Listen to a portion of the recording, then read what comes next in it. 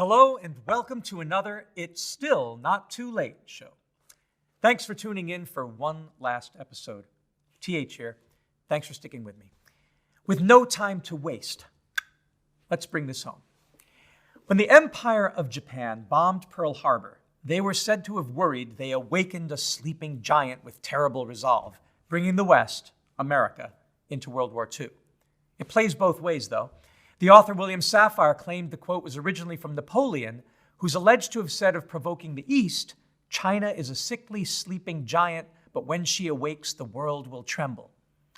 Well, left or right on this sphere, the political reality is that extreme wealth and military power are now concentrated in two giants, the US and China, and their Western and Eastern hemispheres of geographic influence.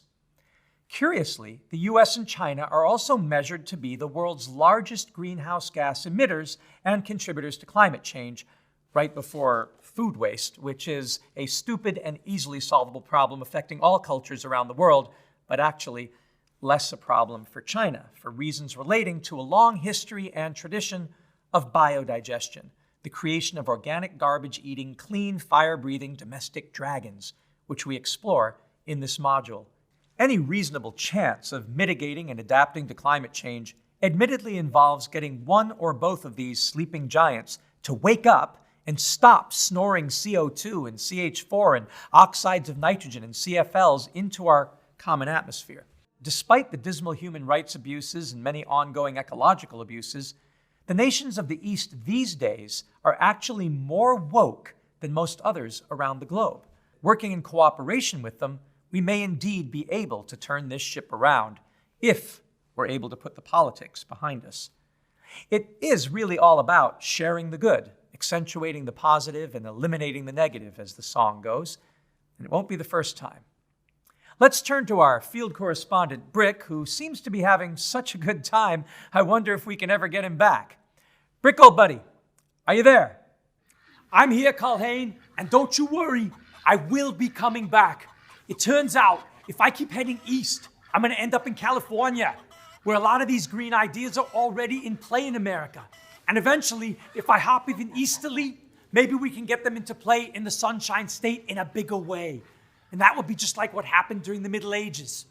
See, I learned in the 13th century, Marco Polo came back to a plague-ridden Europe after his explorations of the Far East, and described how the Chinese had already long been transforming food waste and toilet waste from bad things to good things through their biodigesters. And that brings me to what I think are the top two drawdown solutions that we can pull down from the Feng Shui cloud, particularly since at USF's partner field location, the Rosebud Continuum Eco-Science Center in Land O'Lakes, PCGS students have already helped build several of them. The solutions are number 30, big-scale biodigesters, and number 64, domestic biodigesters. Take a look at that. We call the smaller ones domestic dragons, and today they are making a huge comeback thanks to the Puxin company in Shenzhen near Hong Kong, whom we work with and visited. They've been exporting commercial and home biodigesters all over the world, and you have them right there in Florida.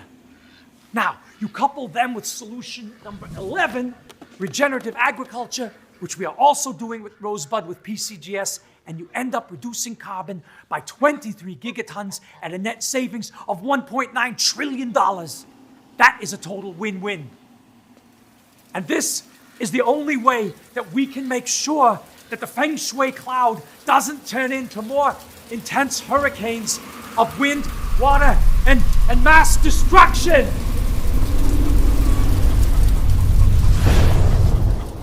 Well, there you have it. As I think you can see, somewhere in that, what did Brick call it? Feng Shui drawdown cloud, we have all the solutions needed to bring our climate back to the Holocene averages that made life on Earth such a wonderful place to grow up. Whether you find them in the south, the north, the west, or the east, or even in your own backyard, there's something for everybody everywhere, ensuring that this time civilization doesn't just sustain, but flourishes. Making that dream a reality is really now up to you.